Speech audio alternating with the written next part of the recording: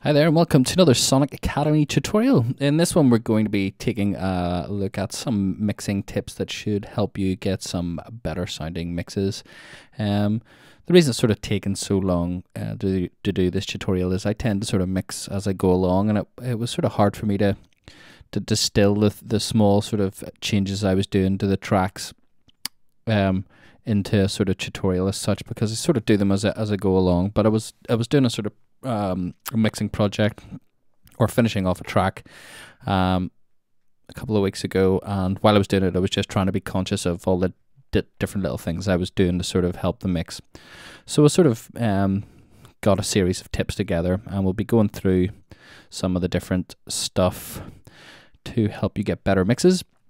And one of the first things that I came across, which I thought was really going to be really useful, especially with EQing and any of the spectral mixing we're going to be looking at, was some ear training.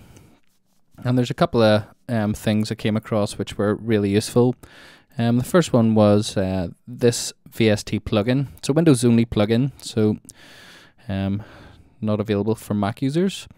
And basically the way it works is it randomly boosts a white noise frequency at a certain frequency spot, and then you have to guess what it is, and it tracks all your sort of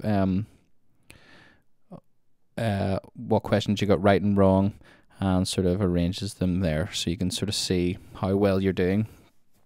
And you can expand and detract from the frequency ranges, so you can have it just like 4 or 5, or you can have it right up to like 30 or something. So it's really good just for sort of tuning your ears into different frequencies and what you should be looking for when you hear something in a vocal sound that you don't like. It'll help your ears to instantly spot where that frequency is, and should help you with EQing. The second one is along the same lines, but it's a sort of bit more basic.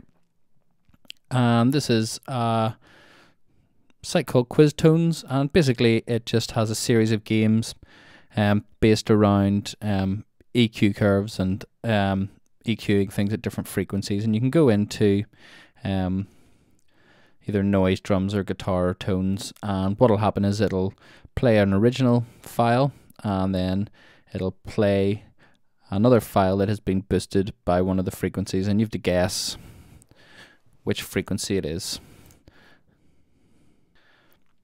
You can change up the tide if you wanted to. I know, what do I do?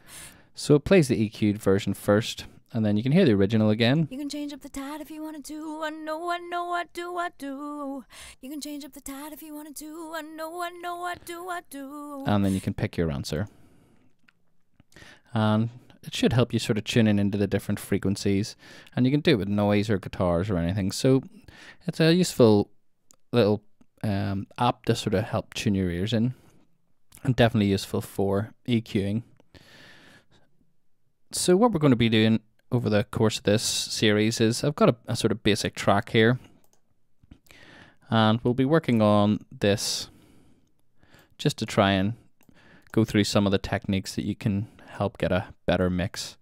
And we'll be looking at specifically spectral mixing, which is using EQs and filters to sort of shape your sounds. And we'll also be looking at spatial mixing, panning with control, and the sort of depth from reverbs and stuff, and how that sort of all combines together to help create space in your mix. So this is the track that we're going to be mixing.